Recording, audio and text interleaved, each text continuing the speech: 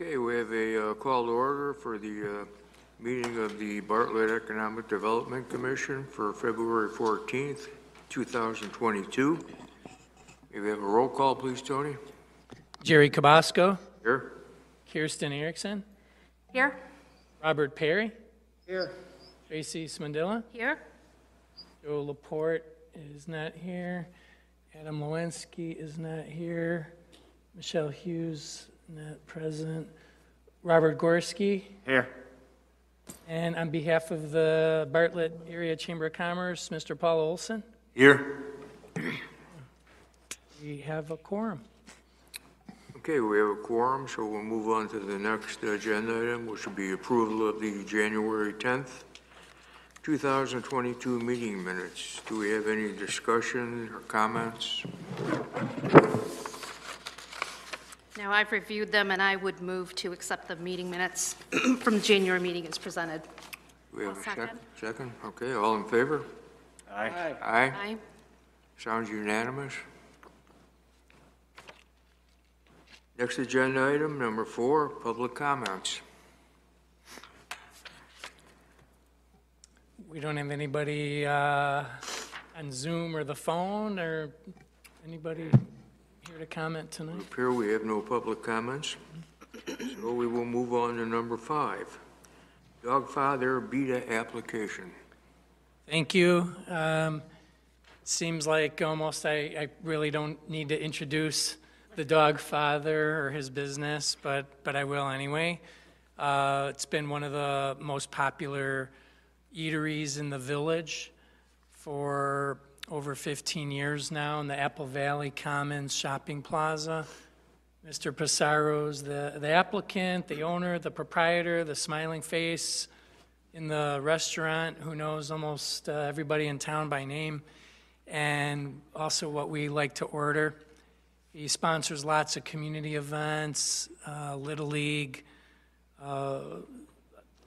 events sponsored by police, fire district. You can see him commiserating with customers when he's there. I used to think maybe it was just me because I worked for the village, but I would go there on Tuesdays for dollar hot dogs frequently, and I think pretty much everybody in line, he would come up and know the customers and call them by name, and just really a quintessential good small business owner in town. I'd be remiss if I didn't also mention that he was recently inducted into the Vienna Beef Hall of Fame this past November. It's no small honor. Had a bunch of Vienna Beef executives come out there, and Mayor Wallace and some trustees and various officials were there.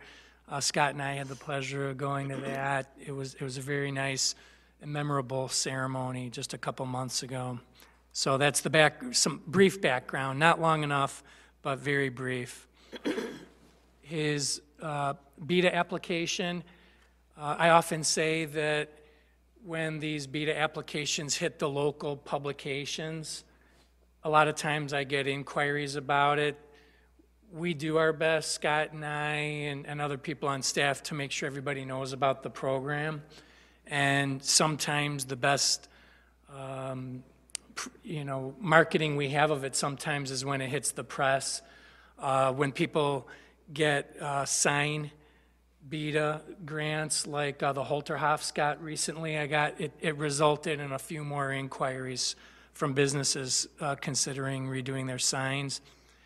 For this particular application, the Dogfather, Mr. Passaro, has a rendering in the packet of upgrading his sign, something that businesses do time to time to keep things fresh. I also want to mention it's from a Bartlett-based sign company, Mark Your Space, that you've seen a lot of BEDA grants previously that had signage from Mark Your Space. The estimate totaled $4,217. Of course, I had to subtract building permit fees from it because we don't essentially reimburse our own fees as part of a BEDA grant. So the sign project I considered to be $4,042. Due to his long-term success of this small business, Mr. Pissarro and his business, not just him, his whole business, a lot of his employees, do a lot of contributions to the community. You can see Dogfather at a lot of these events. It's a smaller scope project. Obviously, we're not talking about an entire rebuild of the restaurant. So we figured we would go up to the maximum grant amount, which you all know is 50%. And we've been doing that lately for the applicants who apply for signs. A couple of them in a row, we recommended 50%. So here we are, February 14th, recommending BEDA grant in the amount of $2,021. Of course, this is a reimbursement program, and so once the sign is already bought and paid for, all the permits pulled, installed properly, and then Mr. Dogfather will come in and show me the proof of payments made, and then we'll process this grant, of course, pending village board approval and any questions, comments, and recommendation by the EDC. And of course, he's here to answer any questions you may have. No questions. I got a comment. Could you turn the microphone on, please, Bob? You hear me now? Yes. Yeah, no questions. Just a comment. Dogfather has been a mainstay in Bartlett. We love his hot dogs, and we wish him well. And my only concern was that we couldn't give him more money. I have a question, just kind of looking at the picture. So the removal needed the Dogfather, and then on the rendering is just Dogfather. Is that your intent, is to get rid of the? There's a purpose behind that, because I have a sign limitation, square footage wise. Okay, So if you look at my building, my sign, because of the word "the" as a dog, uh-huh, it's small. It doesn't, so I'm just making it Dogfather. okay, Because after your 15 years, I think everyone knows who the Dogfather is right now. So I think that will still be visibility. okay, yeah, I was trying to see if that was the intent or if the picture was just done differently. Okay, My sign has been down for the last 3 years. The person who sold me the sign when I first opened up lied to me. Not LED, you can't fix it. So okay. Thank you. Well, I'd just like to comment that, again, your commitment to the community, Tony, has been just, I think unparalleled when we think about our community establishments and restaurants that do support the community, like, our Little Leaguers and certainly the fundraisers you do for, everybody from school groups to scouts. So again, thank you for that. And again, it not just sings to your commitment to your business, but us at large. Reflecting on what Bob said, are you actually changing the scale of Dogfather to optimize that maximum square footage you get? Okay, great. right now it's optimized to that square footage, but because of the word "the" and the dog, it's square footage. So Right. I have a 20 square foot, I have a 20-foot opening, so that's the amount I get. Yeah, I Even get though that. I'd like to make it bigger. Yeah. Yeah, well, I think it's great that you're doing that, and like you said, everybody knows the Dogfather and who you are. I think that, just Dogfather speaks to it. But the fact that you can upgrade that to LED, which is, one, a cost savings, and two, from a maintenance perspective, I think it's a wise business decision, so. Not supposed to only, because the other one, every once in a while, if it got too cold out, it just flicked. So I should have done something with my vent. Sure. Yeah, well, I'm glad that you've taken advantage of the program. And I'd like to further say that, we appreciate you also deciding to partner with another chamber business to get your business done. So we really appreciate that you'd seek out another chamber. It is. He brings me business too, so he comes, he might. But in reality, I got 3 different quotes, and these, by far, the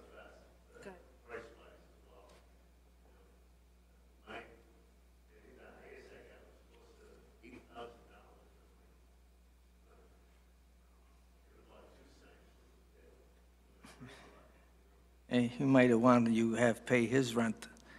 If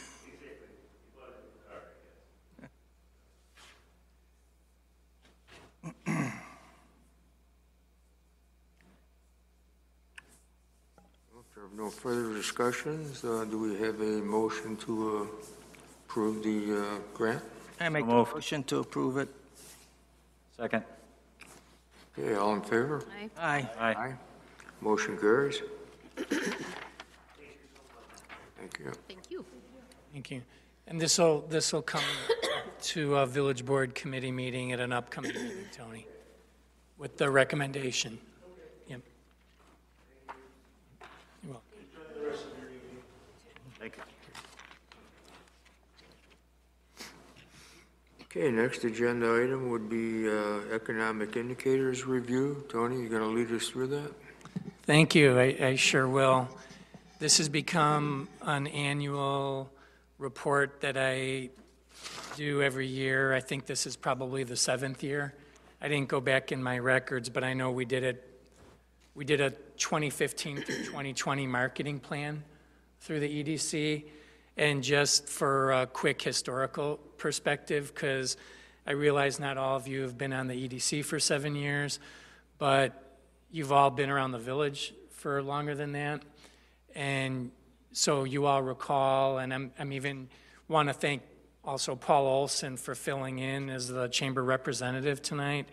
And he can remember well when he was about 7 years ago, our downtown had a very high vacancy rate. It was, I don't know, 30% might be a little bit of a stretch, but we had done a TIF study at the time to consider doing a downtown TIF, and we found the vacancy rate was close to 30% in the downtown business district. The reason being that the 86,000 square feet of what we now call Streets of Bartlett, that is 100% occupied, used to be called Bartlett Plaza. And just before 2 years ago, it suffered by what we would call deferred maintenance, where basically everything needed to be replaced. And the grocery store was vacant, and the Ace Hardware was vacant or just coming in. Anyway, we had a high vacancy rate throughout town center. Just like now, prior to Bartlett Tap coming in, the building had been vacant for a bit. Long story short, we had a very high vacancy rate, and we spent a lot of nights at the EDC, and the village board spent a lot of nights, and we spent a lot of days in Village Hall meeting, strategizing on ways to improve the business climate in town. And I also want to mention it wasn't just the downtown when we embarked on this marketing plan. Also, Dominic's had recently closed, and if you all recall, that was vacant for a number of years before we ended up working with BEDA. So I remember the first time I did this report and talking about the high vacancy rates and different strategies we might be able to utilize, and weaknesses, key performance indicators, and different measurements. Like they say, you can't improve what you can't measure. So we started taking an annual look, taking a step back, where I always also like to say it's putting on the macroeconomist hat for one night for a micro-size economy, Bartlett, but looking at the economy as a whole rather than individual small businesses like we typically do. So we discussed marketing and incentive strategies about various parts of town, what we could do to encourage development of vacant land, as well as filling key vacancies.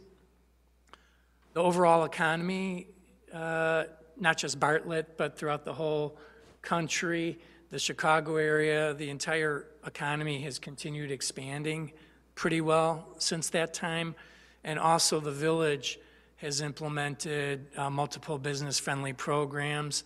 I mean, not saying that businesses wouldn't still replace signs, but some of the big changes that we've made, including to Bartlett Plaza, would not have been converted to Streets of Bartlett without the BEDA program.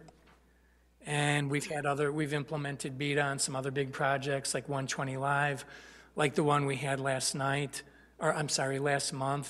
where Mr. Suffern was here upgrading the infrastructure for his building. So we've also done some sales tax sharing agreements, including with Culver's, the much-anticipated More Brewing project, and just a few months ago with the Bartlett Auto Mall out on Lake Street. And also the Bartlett Auto Mall, we did the village's first Class 7 incentive. I also have to make note that we've done 2 Class 6 incentives in the last 2 years. Those are for those huge projects in the Cook County portion of Brewster Creek Business Park. And literally, it's something that we talked about years ago, about what strategies can we implement to complete the development of Brewster Creek Business Park. And here we are in 2022 with it being very close to completed. So I got to put my glasses on now. For industrial, the trend towards rapid distribution and last mile facilities has really, I'm not going to say that's completely driven the growth in the business park, but it has certainly contributed to it. I was talking with another village employee today about something I had to order for a computer last weekend that the big company that delivers same day did deliver to me in the same day, and that would have been probably unheard of 7 years ago. But here we are with people mostly shopping online when it comes to retail, and we have a lot of last mile facilities here in Bartlett and a few more coming. Also, a lot of the inner ring, what I call the inner ring older industrial areas, we get inquiries from businesses from places like Melrose Park, Schiller Park, Des Plaines, sometimes Mount Prospect, or some of the towns where they have older, more established industrial parks, but they don't have room to grow. And a lot of these companies also wanted to do build-to-suit projects, and they wanted to leave Cook County. So we've benefited from that greatly over the past few years. The ongoing strength of industrial is one of the reasons, also one of the things I say often here at EDC, and we saw it in our tour of the business park in August, is over the past, I'm going to say 5 to 6 years since we did this plan, started attracting institutional developers with institutional investors, people who develop $100 million, $500 million, $1 billion worth of real estate in a year, like the company that did the 2 speculative buildings at Stearns and Munger is a great example of a company that does probably 1 or 2 new buildings a month. And they build in Singapore, and they build in Asia and all over the whole world, logistics property company. So, of course, when we started talking about our business park, when I was sitting here 10 years ago, we didn't attract institutional developers like that. We had all individual companies doing build-to-suits, like Herman Ultrasonics. One of the first big ones we got in was Greco, and then Rana. Then it kind of started snowballing from there. So we have a lot of institutional money flowing into Brewster Creek Business Park. I just named 3 of them here: Ridge Development, Logistics Property Company, and Connor Globe Commercial, which, by the way, has held the option on the very last large Cook County site for the past 2 years. So we do anticipate them coming in soon for their last $50 million building or so, for the last very large site in Brewster Creek. Now that they've leased, that's my next bullet point, they've leased their speculative building that they built last year to a company called Colony Display Company. Also, I sound like a broken record here to those of you who've been here a few years. This year, I almost am ready to promise that the building on Devon will be completed. I've been promised that it would be completed, but I said that last year too. We have, the good news is that building's about 120,000 square feet. It's divided into 3 units, and we have users lined up for all 3 if it can be completed within the next few months. So the last bullet point's the one we like. Sat here a few years ago saying, well, the vacancy rate in industrial is 20%, but don't worry about it. The reason I said don't worry is because I said, this is part of the continuity of reviewing this every year, that those were 2 speculative buildings by a logistics property company that were 207,000 square feet each. And then there was the 436,000 square foot spec building. So we had about 800,000 empty square feet of industrial a little over a year ago, in addition to whatever else was vacant. So we were looking at about 1 million square feet of vacant space a year and a half ago. It's all been filled. In terms of commercial, we're also doing well. We're at 5%. And thinking about it while I was writing this up, there's just no getting around. It's a lot of these chronically vacant buildings. There's a small garage building behind JC's that's been empty now for about 5 or 6 years. We have a lot of lookers. Scott and I have offered full BEDA grants to some people to rehab it, but even with that, it's been looked at as too costly, not so cost effective to put that kind of money into it. So that one's vacant. Bartlett Tap is vacant as of today with some lookers still. And then there's there's a lot of the 5% vacant can be characterized as kind of scattered individual slots in various strip centers around town, and then these older buildings that are really hard, have proven very hard to fill. I looked at it too, the Bartlett Town Center vacancy rate went up a little bit. The Allstate moved out. There's a COVID testing facility in there right now. Trackside Diner opened and closed within last year. And the Delicious space right across the street, we are working right now with a very strong prospect on that. So I would anticipate that getting filled this spring. But anyway, the town center vacancy rate ticked up a little bit last year. Speaking of COVID testing facilities, we had 9 of them at one point. Every place there was an empty slot, we saw one of those popping up. I'm not going to go on about it forever, but not all of them were fully licensed. So we did look into that. Maybe 1 or 2 closed as a result, but a lot of those have opened throughout the community. And I'm not going to speculate on how long the whole scenario is going to continue, but I still, no matter what, look at those as temporary uses.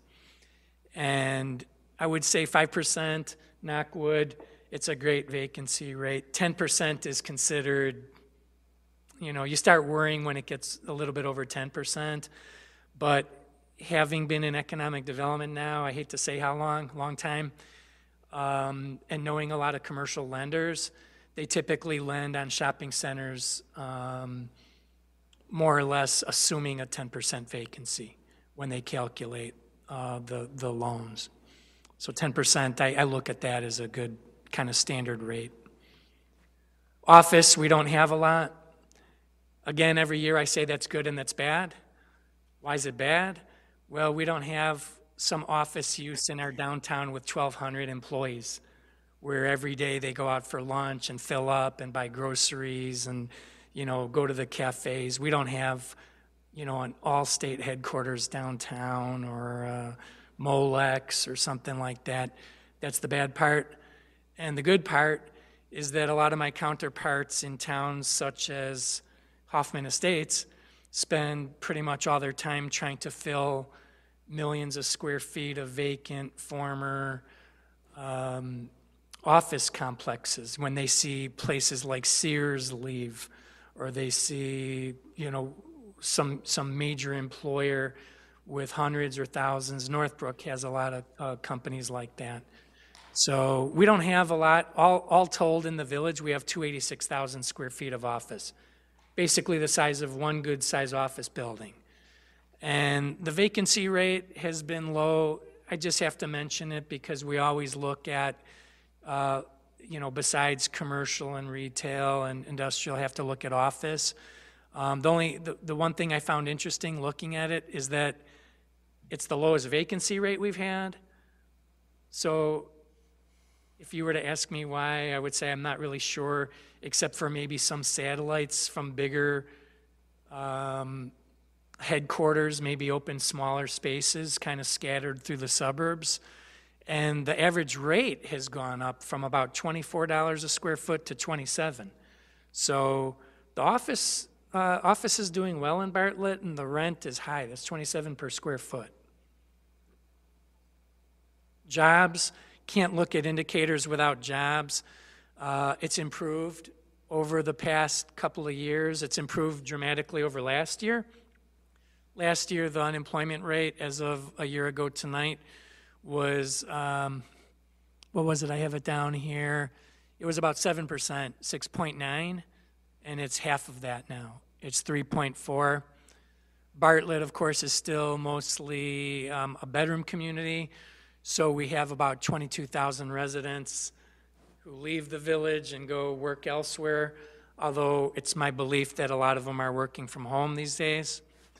And there's about almost 8,000 of people like myself who live out of town but work every day in Bartlett. And then there's about 1,000 people who both live and work in Bartlett. And again, that's for people with like jobs outside home-based type jobs. So, of course, we still have a large net loss, but I've looked at this 7 years now, and it's improved 7 years in a row. And it's going to keep improving. As long as our industrial continues as it has been, it's going to continue. And also I mentioned earlier the fourth bullet point, if you can see that. I mentioned Colony Display, at least that entire building by Connor Globe. They're just getting ready to move probably this spring. So that should push our daytime population up over 10,000, which is a pretty good, since we started looking at this and it was around 6 or 7, it kind of ticks up steadily year after year. That's why we like to get companies like the food companies and the manufacturers instead of just the warehouse. We have a lot of warehouse distribution centers coming. Those tend to be low employee counts. But anyway, we're getting up there around 10,000. And also, as I mentioned, the unemployment rate is extremely low. It's only about 3% in the village. Sales, basically identical from last year, up 2%. When I first saw the number of the village collecting $25.87, my first inclination was, oh, that's exactly the same as it was last year. So it was just a little bit up. Remember, this is we're talking from July of 19 through June of 20, comparing that to July of 20 through June of 21. So I'm not talking about through the Christmas sales season or something.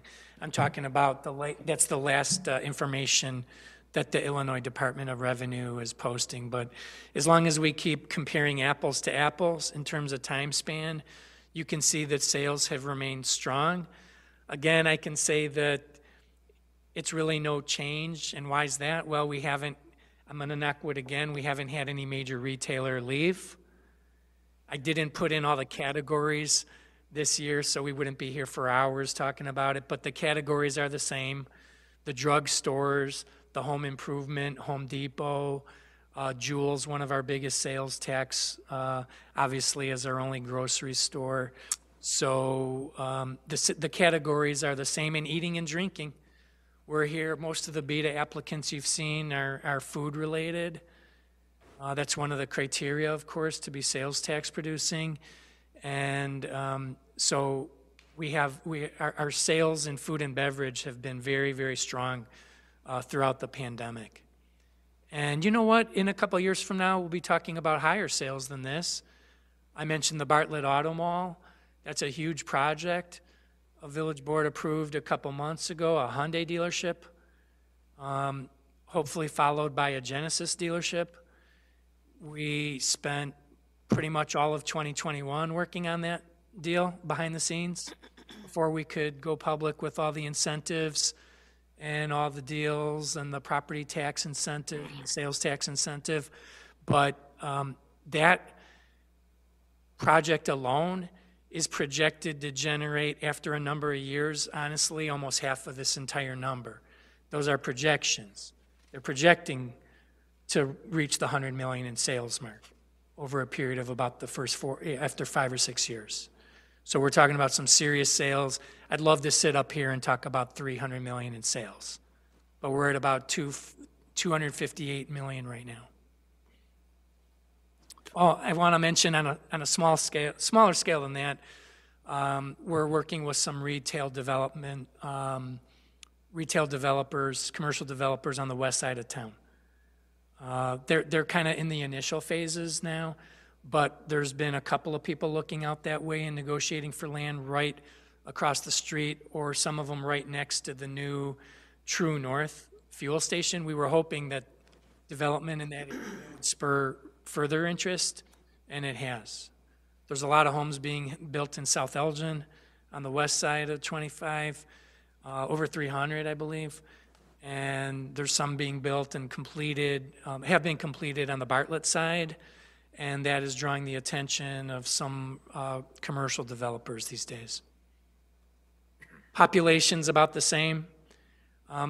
It's all in the packet, by the way, your electronic and your paper packet. I included all the demographics, and there's not really a lot of change to report. The population number has remained pretty static. The Asian population continues to grow here year after year, and because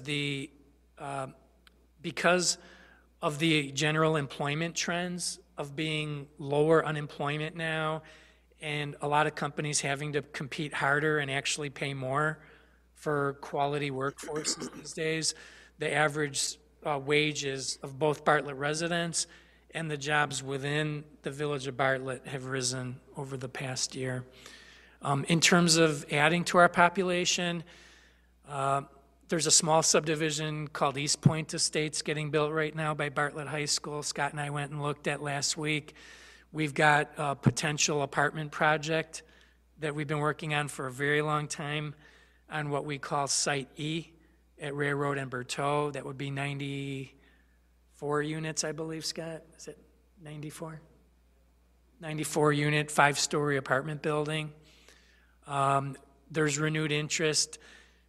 Commissioner Perry doesn't have to ask me tonight because I'll tell him there's a home builder with renewed interest in the Crown site at West Bartlett Road and 59 that can possibly be over 200 additional homes.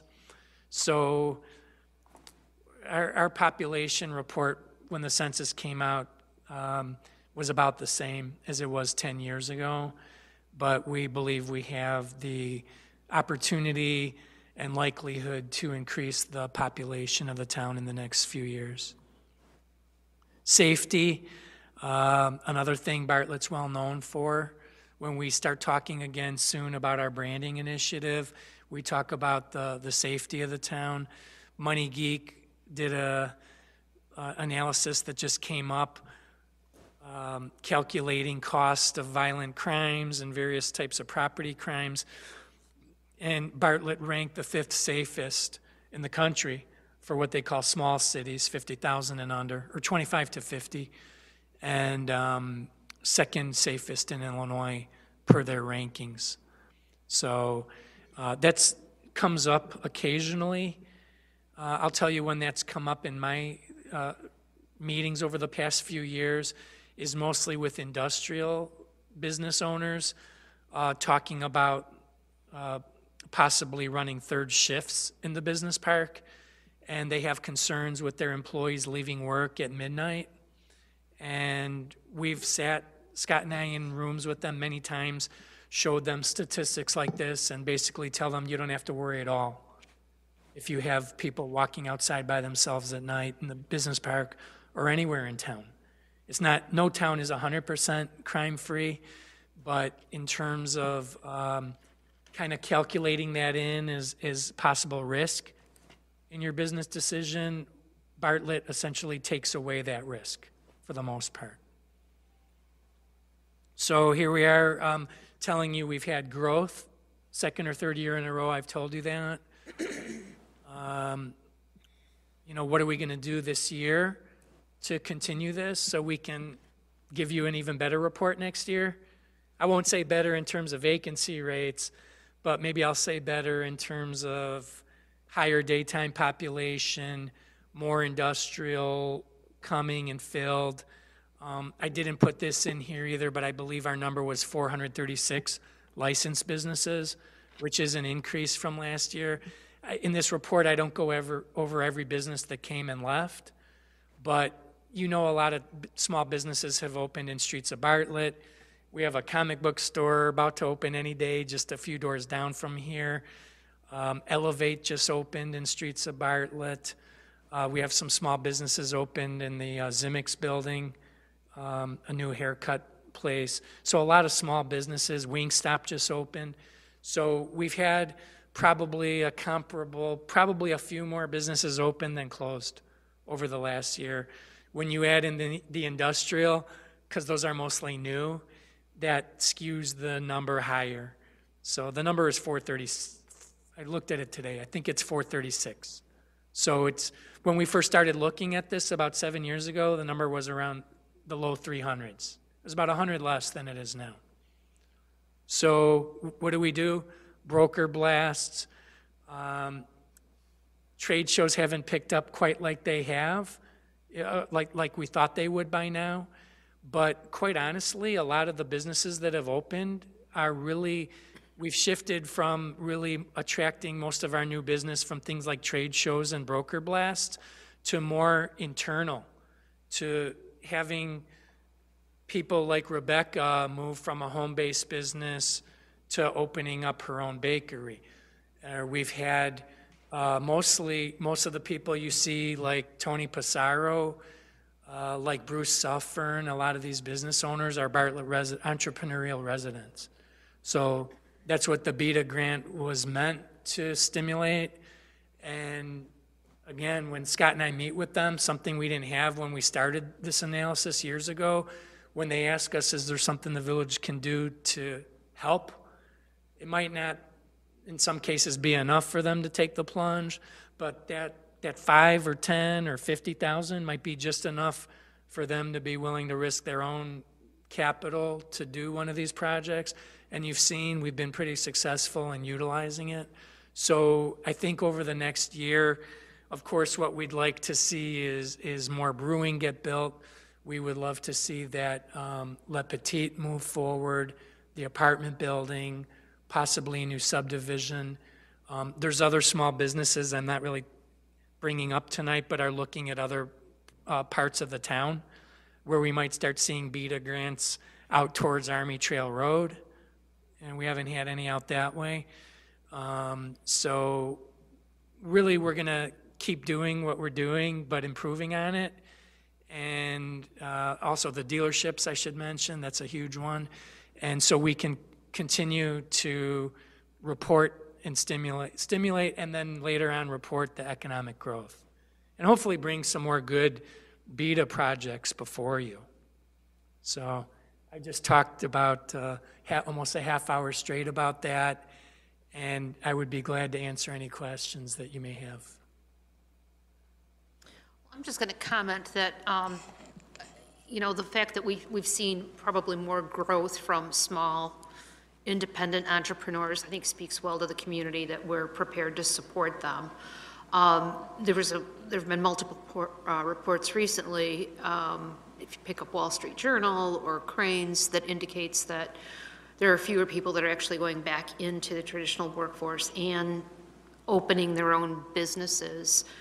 Perhaps this is an opportunity for us to do somewhat of a casting call out to the community to let, again, highlight the benefit of the BEDA grant, and then certainly partner with the chamber to make people aware that we, just as we have had success in the business park, perhaps we could be somewhat of an incubator for those small businesses that may think about Bartlett as being a place to open a new business. Perfect segue. Yeah, we've actually are teaming up with somebody at the moment who's putting together a video about the BEDA program, and the participants that will be in the video will be somebody from staff, like Tony or myself, as well as 3 of the different businesses that have received BEDA money, talking about how the village supported their journey and things like that. So you should probably see that in the next couple of weeks, and we're excited thank you. about it.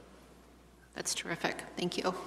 We'll show that, we'll bring that to the EDC meeting for sure, when we have that. And that'll be one of our big calls out to all of you to share it as much as possible. Because each one of you sitting here and some of the commissioners not present tonight have some large networks, whether it's whatever profession you're in or business organizations. And, you know, we don't, Scott and I always talk about this. There's somebody out there right now, maybe just a mile or less from here, planning or thinking about doing something like this. And those are people we want to reach. That's some of the people that I think when we get local coverage on it, as well as using social media like our Facebook blasts and stuff like that, that really we are doing what we can to reach them. The one thing we don't want is an entrepreneurial Bartlett resident not knowing about it or going to a next town over to do something that we would like in our town. But we've been doing pretty well with that of lately, but you can always improve upon it for sure. Well, and I think, you know, to the credit of staff, and I'm sorry that Joey's not here tonight, because when I reflect upon the success of the Marion Bright project under the heading of event marketing, I think that's certainly something that should be, you know, rolled into any presentation that you know, provide to these would-be entrepreneurs, partly because if there's an opportunity to demonstrate that, you know, we are doing everything possible to attract people into the town from outside of the community, I think it's helpful, and certainly we'll look forward to hearing about more initiatives that are parallel to Marion Bright for the spring and summer and fall. So, but I have another comment regarding, especially on the numbers of the residents that are actually working within our village, and then we've got that daily out migration of about 21,000. Oh, 20,000. So another report I read recently was relative to Metra in the greater Chicago area, and cities actually starting to plan for kind of a post-Metra, I guess a post-Metra workforce, where people are actually going to, you know, rather than commuting back and forth, like into the city, for example, from Bartlett, and staying at home more. Is there a plan for us to more carefully manage that relationship with the Metro properties, where we might open up more parking to our businesses, particularly as we look to expansion? When you say open up more parking, what exactly do you mean? Well, I know that we've got Metro lots that have historically, not historically, but in the past, you know, maybe the recent 3 or 4 years, parking has been made available free to people that are coming down to enjoy the downtown businesses. And I think at one time it was like 6 or later, now I think it's 4 or later. It's we changed it a couple years ago to 11 a.m. Oh, 11 a.m., okay. Yeah, so the whole Metro parking lot is free on weekends and free after 11 a.m. And that 11 a.m. time slot was decided based upon some of the restaurants and retail's opening time. Great. So I know that sometimes the Bartlett, the Metro lots, though, remain closed. And I think the comment that you had made at a previous meeting was that they remained closed for a cost-saving measures, and I'm thinking that perhaps maybe that was to avoid having to plow those lots. Is there consideration about opening those lots, and again, at least on the weekends? I can't imagine that Public Works is it's gonna cost us an arm and a leg, you know, to have the lots plowed on Friday, Saturday, and Sunday. Yeah, if there's a need for it, well, absolutely will. We want to open it. Great. Yeah, absolutely. And we're also, I meet with Metra several times a year, and we're also talking to them about, you know, the possibility of they own some of the parking, we own some of the parking, and we're currently mapping out a strategy to open some of that up for development in the future. Great. Thank you. I'd just like to say on your comments about, marketing to the residents and everything, and the Merry and Bright campaign. I think that's really important as we get ready to do the chamber strategic plan. Michelle and I sat down and met with all the chamber board members, and we realized that while we always think business to business with the chamber, that's not the intent of every business, of every chamber member that's within the chamber with us. A lot of them are just there to be community support, so I think it's good for the business and for the village to look at reaching out to the residents as well and finding some of these entrepreneurs, because you really don't know who's your next business owner. I mean, we kind of had a narrow scope until we really started talking to people about like, oh, that's, okay, yeah, we need to look at like why are you here? What is your customer? So I think using Merry and Bright is a great way of doing that as well. Thank you.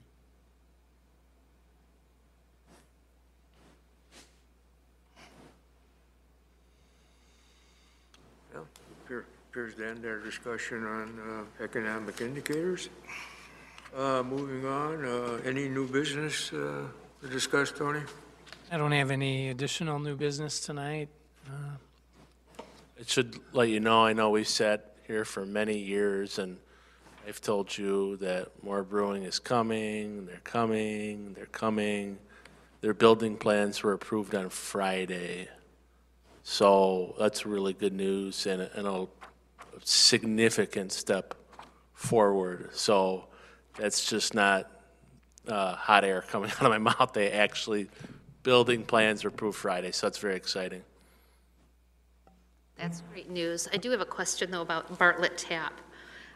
In one of the slides, it had indicated that you've had some lookers, but there's some question as to how that building might be brought up to code. Wasn't there just a substantial investment done to bring the building to code? There was a substantial investment on the lower level, including fire suppression, coolant systems, and a few other ADA. But if someone were to buy that building, which is what the seller wants right now, they're not looking at renters. If somebody were to buy that building, the upstairs is probably the roughest, most code issues of any building in Bartlett. So if someone is going to buy that, the investment needed to get upstairs habitable is pretty extreme. Wow, that's sad, because I think that at one time was a residence, correct? Yep, and I think I anticipated it will be again. I mean, especially when more brewing does finally come in. I mean, that property, it's troubling, but I think that success follows success, and we talk about how tides raise all boats, and I think once ground is broken on more, I think somebody's going to see that building as a real good opportunity. But yeah, there's things that needed to be done upstairs, and even the downstairs, when the BEDA was granted to get it to code, it's kind of all it did was get it to code. There are other advancements that needs to have. The previous owner pretty much did what they needed to do to pass. So if somebody wanted to operate a good, successful business downstairs, they can't afford to do the bare minimum. They're going to have to do more than that. So I'll say probably more than any other site other than the village-owned sites, we've pushed that more than anything, given its location in the center of the downtown and the iconic nature of it. Tony and I even have a set of keys and have tried brokering the property ourselves. I've spent a lot of time in there, so it's been frustrating, but it does have a lot of challenges, and then COVID and things of that had kind of got in the way, but we'll continue to try and push that. Yeah, well, I'd hate to see anything, happen to it that shouldn't. I mean, it's a great part of Bartlett history. And then speaking of code, and fires, obviously the access fire out in the business park, and Any report on how that's impacted the other tenants out in that area? I know that the roads had been closed for a while and there was limited access. Is everybody good? That's the main thing that I've heard. I mean, I haven't had a lot of communications about it, but that's been the main thing that I've heard. And obviously, they're pretty understanding about it. It's an inconvenience for the neighbors, but not, like a total devastation and loss of everything. So I think it's, a very unfortunate. Well, thank goodness it was occurrence. paper and not chemicals, so But, if there's yeah, a silver lining. Yeah, at this point soon, everything will be cleaned up, done, empty, burned out shell, and then the other businesses are going to continue somewhat as usual, really. I'm sure it'll be a hard sight. When I talk about all the entire vacancy and the low rate, I'm sure that's going to take several years to get something redeveloped on that property, I would imagine. That building that lasted for 4 or 5 days, do they know how it started? I don't have any extra information about the fire. I don't know if Scott, I only know the same things that you've all heard on the news. There's a lot of rumors going around. It's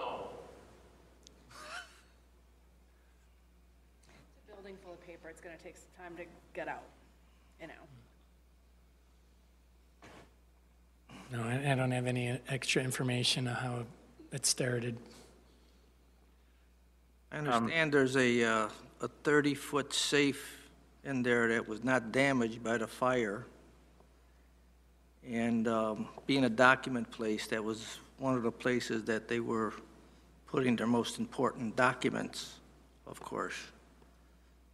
And I'd like to know what was in there for safe. Well, there's certain documents that have to be stored in fire safety, like even at the bank, like safe deposit vaults, you have to have a certain fire rating in order to have it. So it has to be able to withstand so much temperature for so much time, and there's certain documents that must be in that type of environment, so. Of course.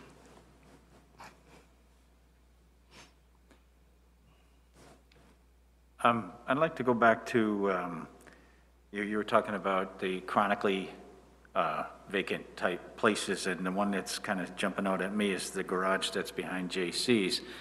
And I'm curious if anything can be done to kind of help folks revisualize a different use of that building. Like, to me, okay, it's a garage, but it probably, since it's surrounded by restaurants, should be a restaurant.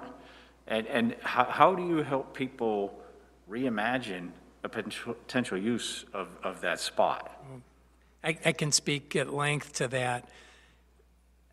I probably worked with, and Scott knows about them, I would say 3 different restaurateurs looking at that. So getting a restaurateur interested in that is not a problem, or to reimagine what it could be. Okay. It could have been somebody sitting up here in the past few months talking about a $50,000 BEDA grant. What ended up happening with each one of these people was, without getting into, this is getting, very specific on this one property, but they were all coming up with ranges between 250,000 to 300 to bring it up to code. Okay. And I think people were rightly questioning the, that type of investment into that property, whether that could pay back, whether they could get a return on that type of investment. We both offered $50,000 BEDA grants to multiple restaurateurs, including some that you know, on that, and they've all decided to pass on it. I could sit here and rattle all the businesses that looked at it, but they all came to somewhat of the same conclusion. And I also will add, without getting into too great detail, the code violations of that building are myriad, and it's been in court more often than not.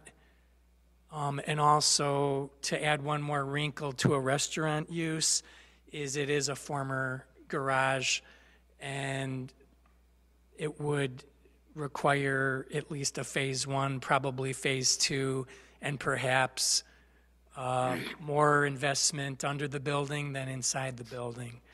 So I think when you take all those factors together, and does a restaurateur want to put $500,000 into bringing that up to code?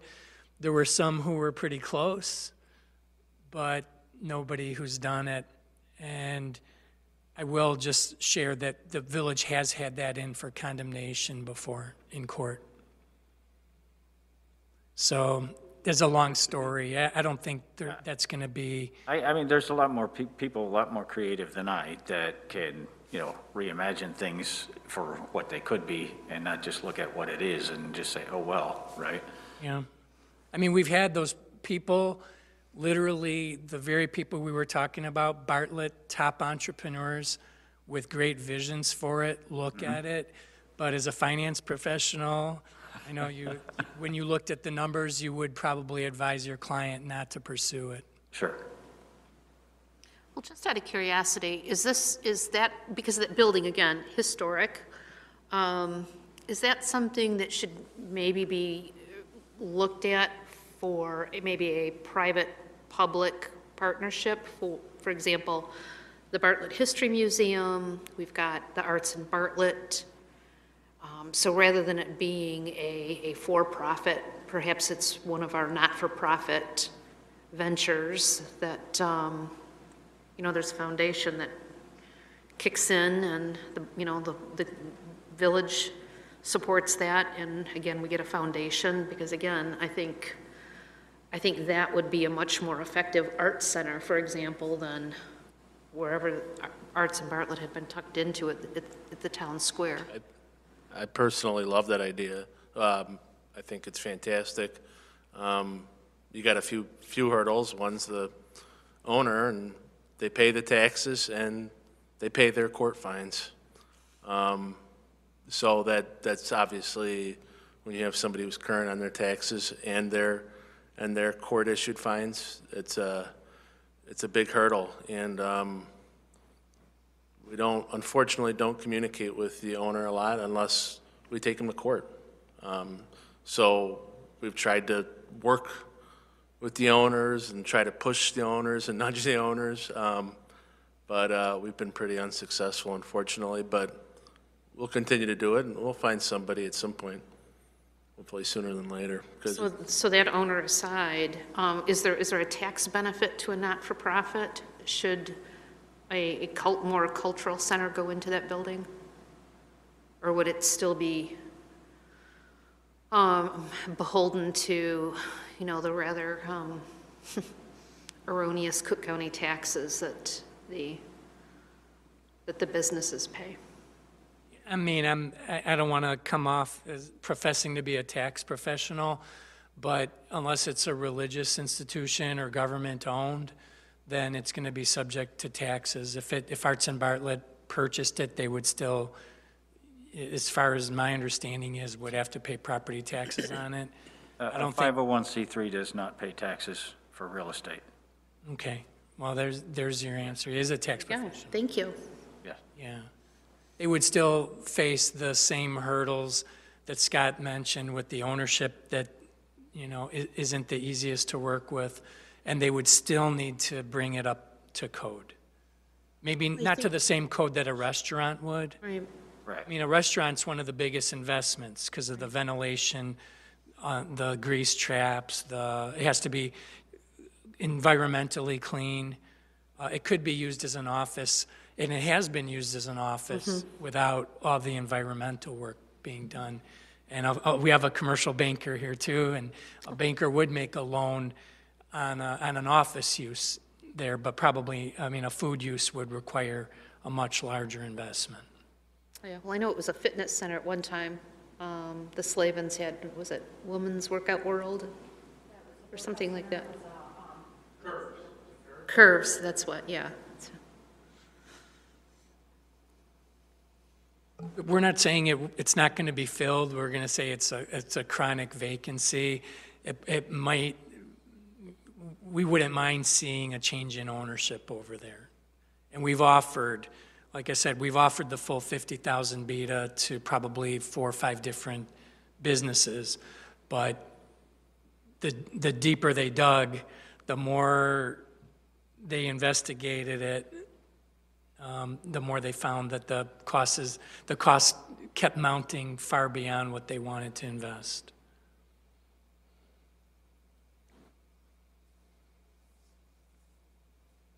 Well, I think we had at least an appetite to swallow whatever it cost to rehabilitate the Bartlett Depot. So I think that was to the tune of $500,000. The Bartlett Depot, a lot of that was funded through grants. Sure. Oh, That's the point of a public-private right. trust or Well, we'll be, partnership, yeah. yeah, we've got a few grant folks at the village that have certainly looked at that, and I'll reinforce that as well.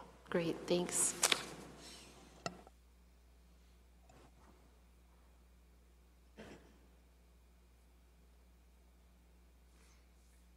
Well, if that ends the discussion on new business, there's only one more item left. That would be adjournment. I'll motion we adjourn. All in favor? Aye. Motion carries. Yeah. Meeting adjourned. I had stopped.